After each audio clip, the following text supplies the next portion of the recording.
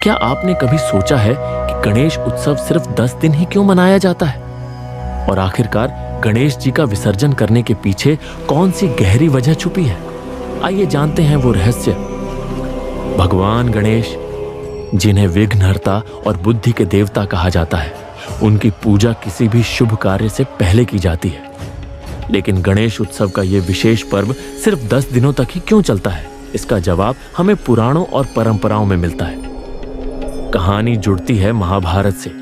जब महर्षि वेद व्यास ने गणेश जी को महाभारत लिखने का दायित्व दिया, उस समय गणेश जी ने एक शर्त रखी, लेखन बीच में रुकेगा नहीं। और व्यास जी ने भी कहा, आप बिना अर्थ समझे नहीं लिखेंगे। इस महायज्ञ जैसे कार्य में लगातार 10 दिन और रात लगे।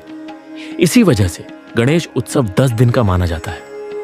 एक और मान्यता है कि लोकमान्य बाल गंगाधर तिलक ने स्वतंत्रता आंदोलन के समय समाज को जोड़ने के लिए गणेशोत्सव को सार्वजनिक उत्सव का रूप दिया।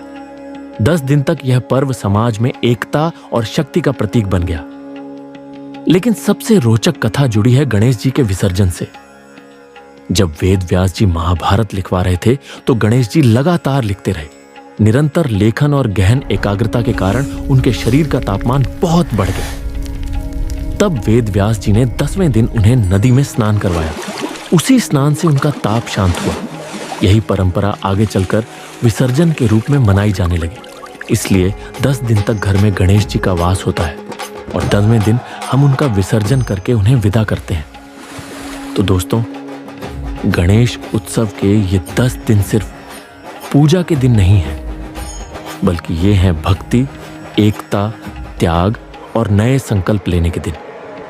और विसर्जन हमें याद दिलाता है कि ईश्वर सदा हमारे साथ है, बस रूप बदलता है। गणपति बप्पा मोरिया।